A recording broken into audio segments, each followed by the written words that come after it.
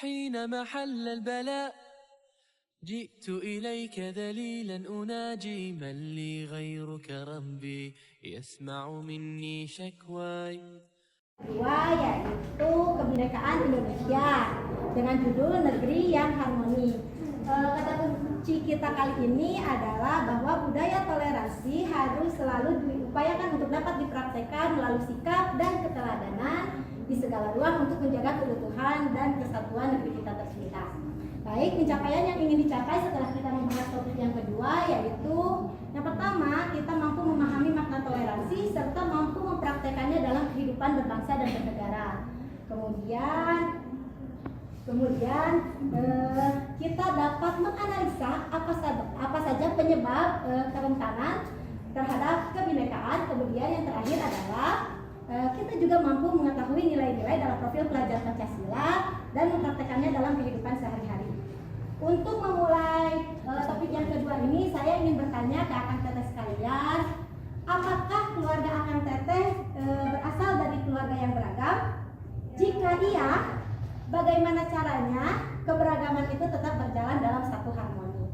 Saya ingin nunjuk ke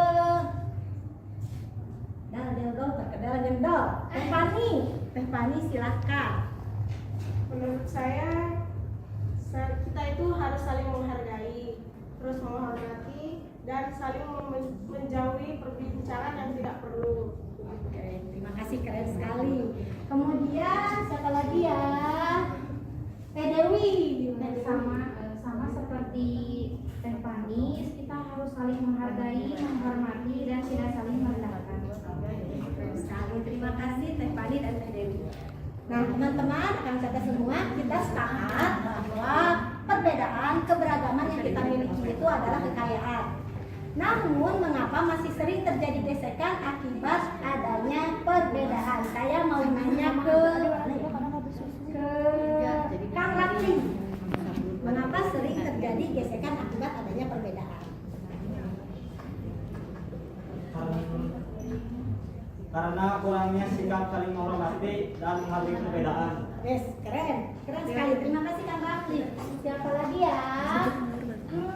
Kang Rehan. Silakan jawab Kang Rehan. Menurut saya karena adanya kepentingan pribadi, jadi menyebabkan perbedaan. Oke, terima kasih Kang Ratli, keren sekali. Nah, sekarang pertanyaan terakhir, adakah budaya atau suku yang ingin Akang Teteh pelajari? Lalu apa alasannya? Kalau saya pribadi, saya sangat menyukai suku Dayak karena suku Dayak itu perempuannya cantik-cantik, kemudian terkenal dengan mistisnya, jadi saya sangat tertarik dengan hal itu. Nah, kalau Akang Teteh ada yang tertarik tidak? Coba saya tanya ke Teh Dipa. Saya ingin mempelajari tentang ini suku Batak, karena kan suku Batak itu sangat beragam juga. Saya tertarik untuk belajar bahasa ini. Wih, keren. Terima kasih tadi Pak. Nah, untuk lebih memahami keberagaman, kita akan melakukan game yang akan dipandu oleh teman saya.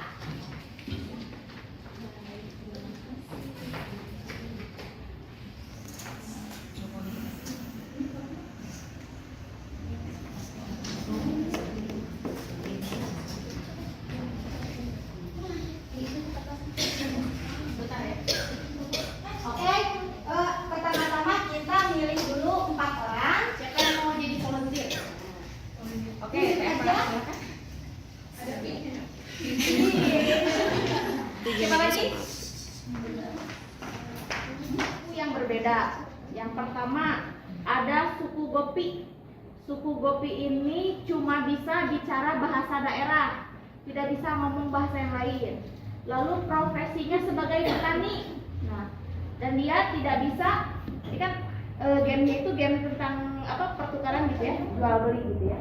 Nah, sekarang boleh geser, kasih jarak, geser lagi sebelah sana. Nah, suku Gopi ini tidak bisa meninggalkan tempat kemudian sedikit Mas. Lalu hanya bisa, profesinya kan petani, hanya bisa menjual berasnya ke salah satu suku, namanya suku Sombo. Karena suku Sombo itu tengkulak beras. Nah, nih silakan. Petani cocok ya? Dapat modalnya. Oke, dapat modalnya beras 4 karung. Oh ya, 4 karung. Ini 4 karung beras. Orang kaya. 4 karung beras. Nah, Kang Afif tidak bisa bicara bahasa yang lain selain bahasa Sunda, mungkin ya orang Sunda. Orang mana? Orang Sunda. Lalu hanya bisa menjual ke suku Sabo. Ke suku Sombo. Kita kan itu salah. Ini ya. Teh Wawang adalah suku Sombo. Cuma bisa berbicara bahasa apapun, ya. Profesinya pedagang. Tapi tidak bisa masuk ke wilayah suku Bobo karena dia menganggap suku Bobo itu jelek. Dapat modalnya 1 karung beras dan Uang 1 juta.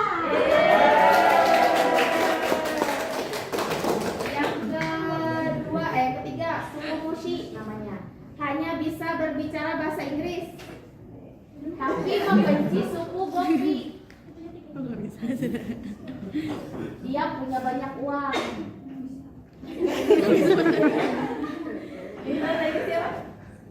Mau tukeran? Ngomongin apa aja?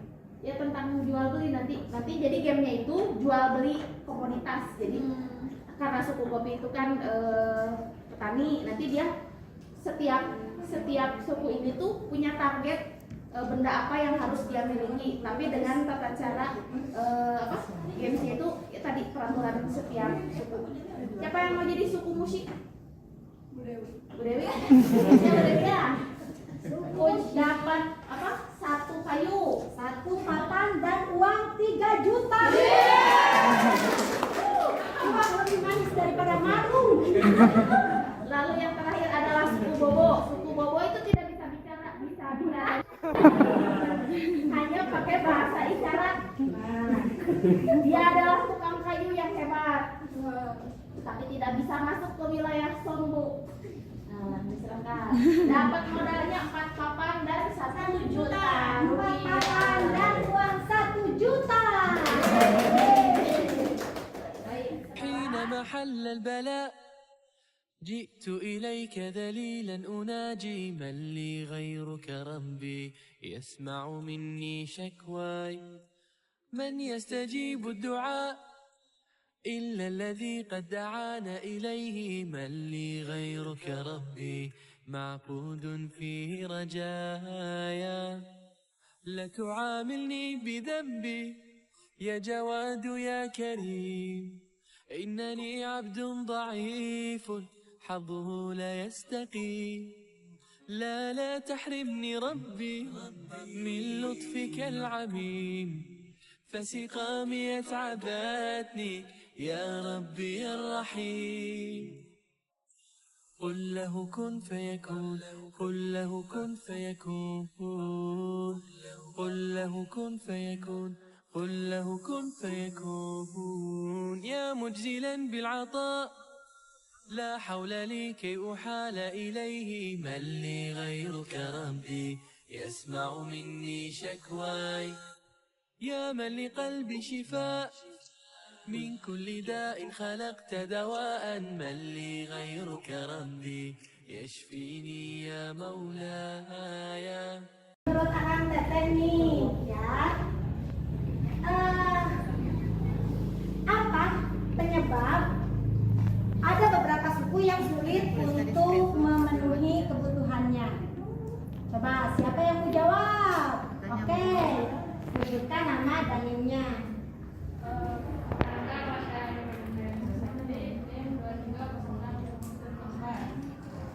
Menurut saya karena keterbatasan komunikasi.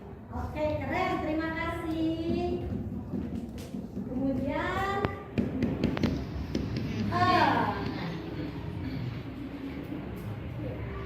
Yang kedua, apa saja yang menjadi kendala suku-suku tadi dalam mencapai tujuan? Tadi sudah disebutkan, salah satunya adalah komunikasi. Nah, yang lainnya coba apa? Oke, Indonesia. Sebut nama dulu ya.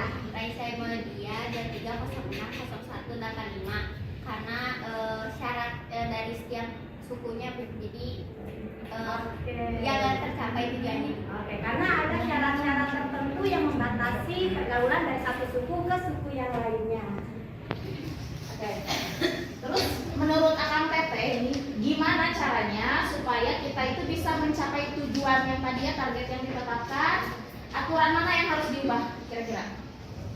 Tadi dari aturan yang games tadi kan ada yang saling membenci, ada yang keterbatasan bahasa, ada yang apa lagi? Terbatas hanya bisa menjual kepada satu suku karena suku itu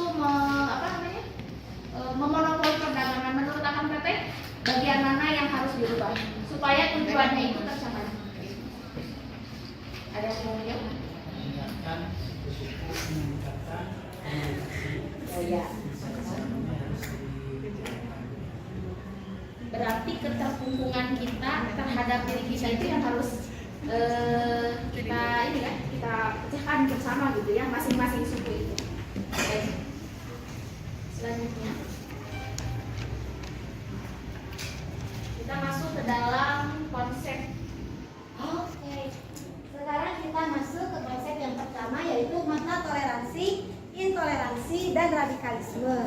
Menurut United Nations Educational, Scientific, and Cultural Organization atau UNESCO, bahwa toleransi adalah suatu sikap saling menghargai, saling menghormati, saling menerima di tengah keragaman budaya, kebebasan berekspresi, serta karakteristik manusia.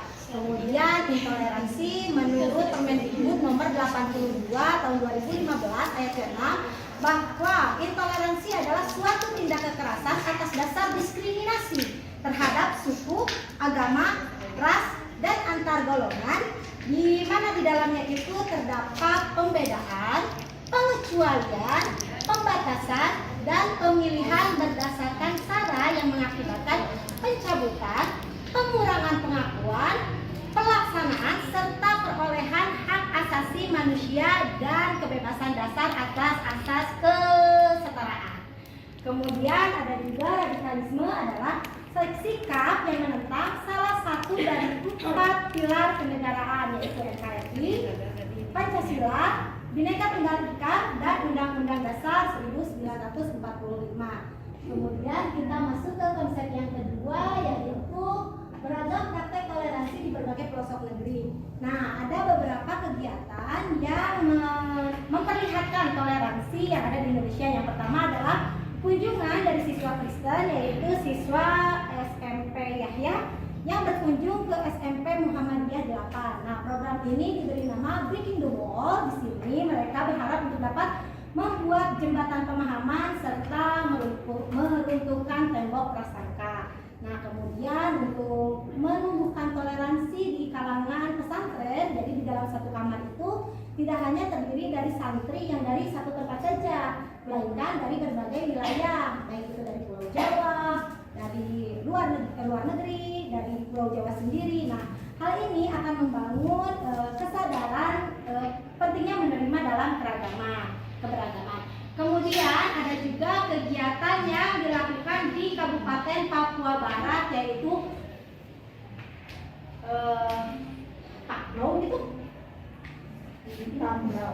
Pandrau. Di situ jadi masyarakatnya itu mereka yang kan ada acara keagamaan Kristen tuh.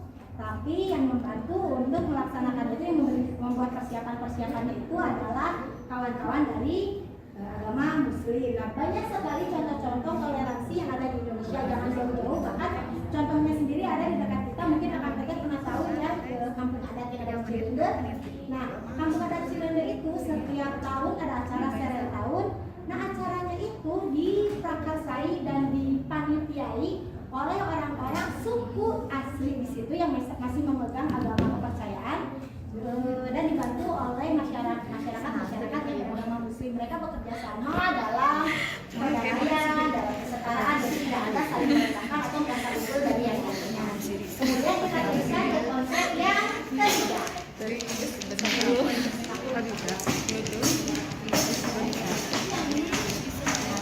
Itu pasangkan dulu. Udah Kita masuk ke dalam konsep yang ketiga. Tadi sudah disampaikan mengenai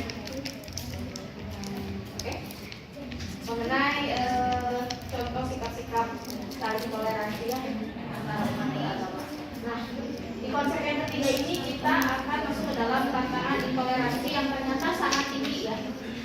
Baik, Bapak Ibu bisa melihat di dalam slide ini ada namanya fenomena gunung es.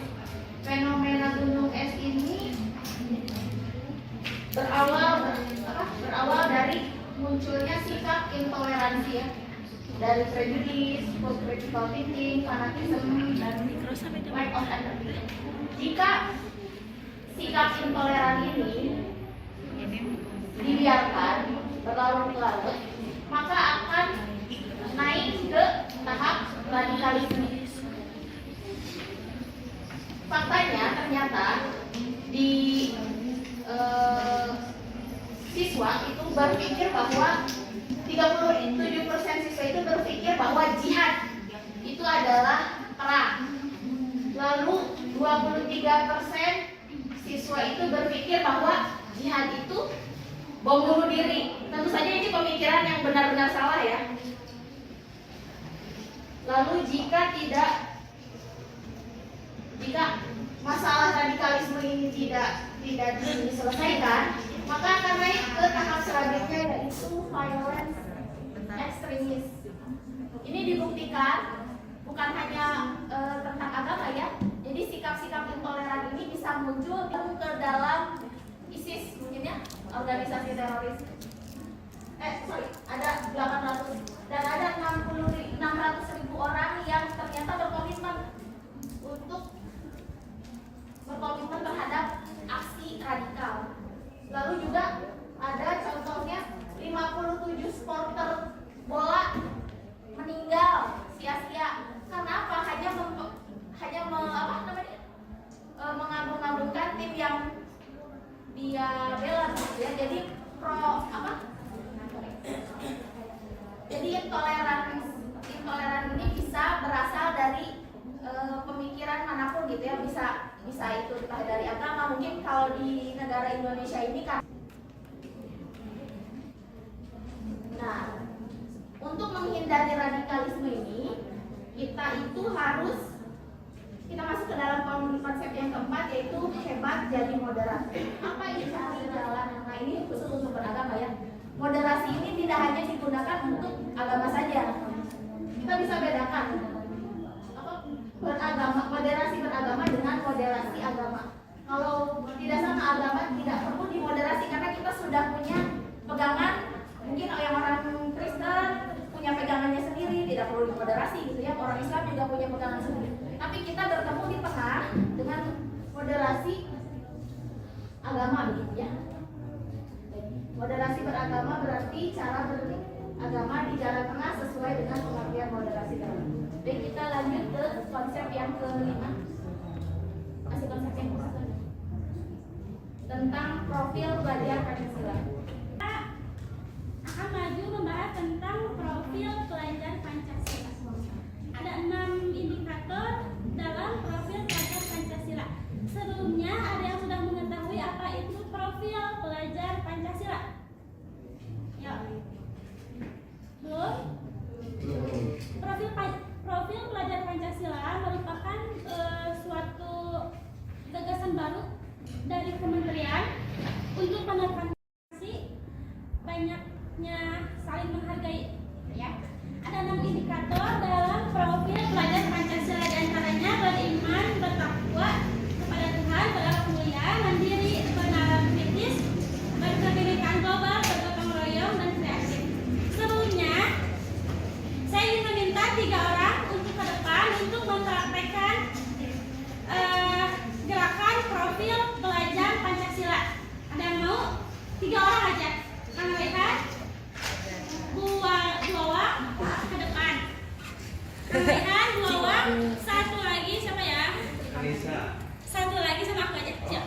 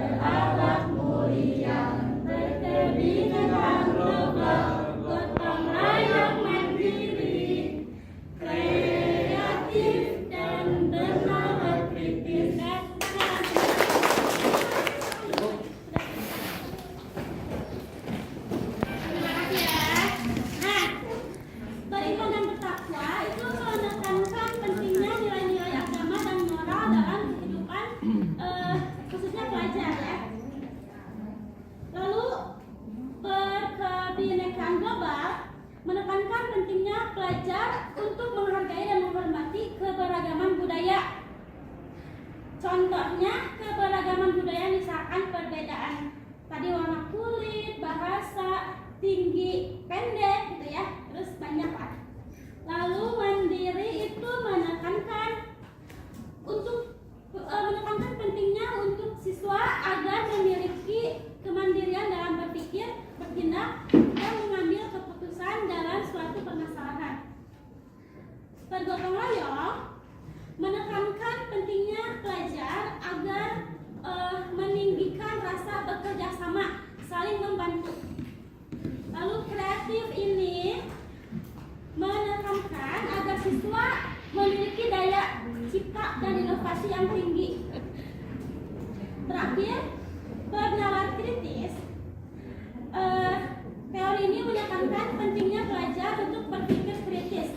Jadi misalkan contohnya kalau tidak setuju, dia harus berani bertanya, berani menyanggah, berani menanggapi, ya. Ada yang bisa memberi contoh? Apa contoh dari beriman dan berakhlak mulia? Contohnya apa?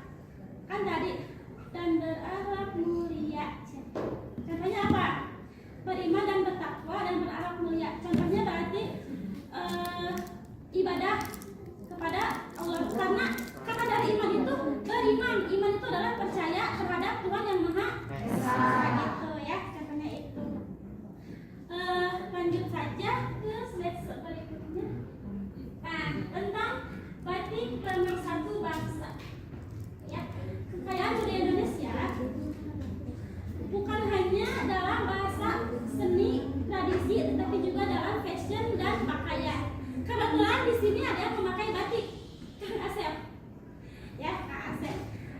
Sebelum ke Kang Asep, saya mau tanya dulu. Bisakah Anda menyebutkan dari mana asal batik di samping ini? Batik Parang dari mana, ada yang tahu? Batik Parang dari mana? Batik Parang. Siapa namanya, Bu? Namanya Wawan, 23060298. Ya, batik Parang dari mana, Bu Wawan? Dari Jogja ya, Solo. Dari Jogja dan Solo juga ada ya. Selanjutnya batik Sidomukti dari mana?